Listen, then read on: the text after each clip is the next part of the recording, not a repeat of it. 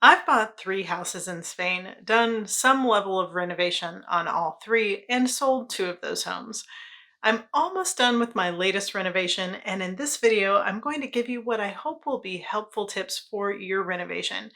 There are definitely better digital resources these days, and I want to help you with both your expectations and your execution. Hi, my name is Nicole. Welcome to my channel, Travel to Money Spain, where we explore all that Spain has to offer. So today I'm going to walk you through digital resources, setting expectations, and other practical things you should know before getting started. I wish I had access to this knowledge when I started, but I've learned all of this slowly along the way. If you need more than a video with tips, I do offer one-on-one coaching on how to buy a house in Spain at traveltomoney.com/coaching. If you need someone to just process your details with or ask questions, I'd love to help you in that way. One of the things that has been really helpful to me during my most recent renovation has been the latest advancements in technology and digital resources. So that's where I'm going to start today. Let's start with the Leroy Merlin app. Leroy Merlin is the big hardware store chain in Spain. If you're from the US, it's similar to Lowe's or Home Depot. I mix and match using Leroy and also smaller local shops, but this last year in particular, Leroy has really taken big strides with their app. It's made it super easy to scan my rewards info and take advantage of the discounts they give me after certain spending amounts. If you are going to be shopping there, you definitely want to become a rewards member. And for this, you will need your NIE, which is your tax identification number in Spain. But the reason I really came to love the app this year is that in the app, it has a barcode scanner. So let's say that I'm using a certain kind of paint on my walls and I'm running low. On the paint bucket that I have at home, I can just scan the barcode and it will show me all the details of that particular item, including price, and it will show me the stock levels at each of the nearby stores. It will also allow you to order for pickup or delivery.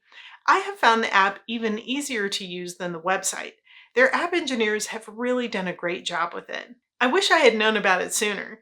The next digital app that has made a huge difference for me in recent years is Amazon. I made a whole video about Amazon in Spain, and if you want to check that out, I'll leave a link to that in the description of this video. I've been a Prime member in Spain since back in 2018 when I bought my first home there. But it has been the last 2 years where I've seen Amazon really step up their game. The ease of the app, free delivery, and access to so many things you might need has really improved. I'm probably most impressed with the delivery. It is hard to create any system in Spain that moves quickly and reliably because the culture can tend to be so laid back, but Amazon has figured it out for the most part. Now, unlike the US, you aren't going to have a package left on your porch in most situations. The one thing is that you really need to be there for a delivery, but they do a great job of communicating delivery times, and my drivers usually call me 30 minutes before to confirm I'll be at home. One time I wasn't there and the driver literally came to the grocery store to meet me. I was really impressed. Another option they offer for delivery are Amazon lockers at certain locations, as well as other pickup spots. For me, even though I have ordered a lot of smaller items, the biggest difference was ordering my kitchen appliances from Amazon. To have all of them delivered, usually within a day or so of ordering them, was a game changer. I could have purchased appliances from Leroy Merlin or Carrefour, but I would have paid more for delivery and it would have taken longer. Each appliance I purchased has been awesome, from my fridge to my washer dryer to my oven and stove.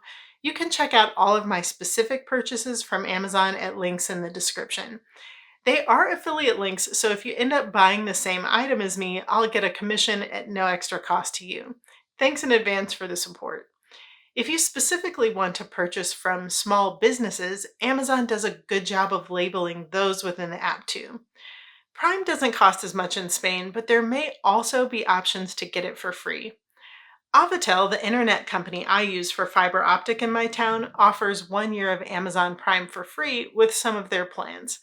If you want to sign up for Prime in Spain, you can use my links for that too. Next in line for digital tips is using AI to translate and summarize your documents. For me, this has been huge. I personally use Gemini, which is Google's AI service, but I also use AI a lot within other apps like Adobe. You can even take a picture of a document, upload it, and ask Gemini or whatever AI service you use to translate and summarize the document for you. And if you have specific questions about the document, it's easy for AI to get you the information you are looking for in seconds. With some services, you may want to make sure your personal information is protected. The version I use doesn't collect or hold information, which makes it a little less personalized, but is more protective of your privacy. Tracking your renovation expenses may also be something that you want to do. I have kept a spreadsheet of all my expenses in Google Docs, and then within the spreadsheet, I keep a link to each receipt for easy access. I created a column that tracks categories so I am able to easily sort and chart my spending for different types of projects. I've created an even nicer version for you that you can download for free at traveltomoney.com/reno. Next, I want to take a minute to talk about healthy expectations. I feel like I say this a lot, and people hear me, but they don't necessarily take it into account or plan for it. And this is regarding how long it takes to get things done in Spain. There have been plenty of times where I have been pleasantly surprised. That is not necessarily the norm, and sometimes it can be so far in the other direction that it can be a major frustration. I've learned that you really just have to go with the flow if you want to manage your own levels of frustration. If you're renovating a house in Spain, you want to get as much fun out of the process as you can. And that will be so much easier if you do set healthy expectations. For example, if you think the purchase will take 6 months, plan for a year. Same thing with your renovation. The more you can take the pressure off of the length of time for one thing or for the whole process, the less stressful it will be. And I know that's hard to do when time is money, but please really hear me when I say that doubling the time you think it should take to do something is a pretty good place to start. Okay, now let's talk about some other practical things. First, let's go over what you do with any demolition waste that you have. In a lot of places in Spain, trash and recycle bins are provided at one end of most street areas. They are quite large, but this is not where your demo materials belong. In my town, we have something called the Eco Park, which is where you take all the large waste materials. I'm not sure what this will look like in each region, but I'm sure it will be something similar. When you go, you want to receive instruction from the attendant about where the items go. In my local place, there is an area for debris, one for cardboard, and several other material types. This is also where you would take any old mattresses, which they have an area for as well. Okay, I mentioned before about using Leroy Merlin or Amazon, but I think it's important to familiarize yourself with all levels of options, from small local shops to large stores, including IKEA. My house is a pretty balanced mix of items and services from small local sellers as well as plenty of items from those bigger stores like IKEA. Plus, one of my favorite things to do is buy small furniture or decor items from the weekly vintage markets in Spain. They each have a place, so make sure you know what all is available to you. Speaking of that, if you've watched my videos much, you probably know how much I talk about expat Facebook groups in Spain. They're going to be available in most towns, so make sure you join yours, and I think you'll find that there is a wealth of information there. I found so many of the specific contractors or stores I needed just from asking in my group. Speaking of reaching out to contractors, I want to emphasize how important it is to get multiple quotes. I really think that there's such a wide range of pricing, and very few services or products have a standard that you can expect. I'm just saying get quotes. It takes a little more time, but can save you hundreds or even thousands of dollars. For example, I don't remember the exact numbers, but I paid around 3 or 4 grand for my new roof. Someone commented on my video that they were quoted around 40 grand. Now, I don't know the differences in house size and materials, but there is a world of difference in those quotes. And also make sure those quotes come along with quality work.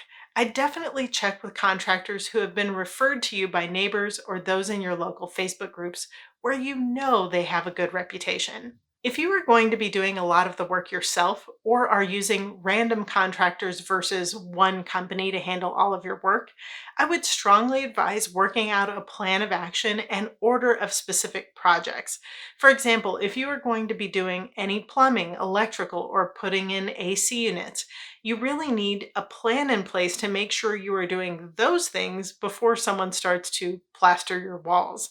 I think AI could really come in handy for this too. You could give it a prompt that lists out all of the specific projects you're planning to have done and ask it to give you a step by step process in order. And speaking of the order of items, I think one of the important things to start with right from the beginning is securing the home. I've got an entire video about home security in Spain, and I'd recommend checking that out to go over all the details. But you don't want to be bringing in expensive tools and supplies or even items like a new bathtub without making sure the home is secure first. One other thing I'd like to mention is that it might be good for you to get a mobile phone line in Spain, even if you are planning on keeping the phone that you have from whatever other country you're from. Now, I didn't end up doing this myself initially, but if it wasn't for me having a really good friend who has let me use his number on multiple occasions, I would have had a hard time finding my way around it. And the good news is that it's really not very expensive. You can easily order a phone from Amazon in Spain or pick one up at a local store. If it's not going to be your primary phone, then you don't need anything fancy. Then you can either get a SIM card from a local carrier. For example, you could go to a nearby mall and visit the different phone carriers to see what deals they have. It's usually super cheap in comparison to what we pay in the US. If I was to get a phone, I would probably sign up for a plan with Avatel, which is my internet provider in Spain. For my high speed fiber optic Wi Fi, for the first year, I only pay €20 per month and then 25 per month after that first year. But if you want to get the same internet plan with a phone added on to it, it's only like €30 per month. That's for both your high speed Wi Fi and your phone plan.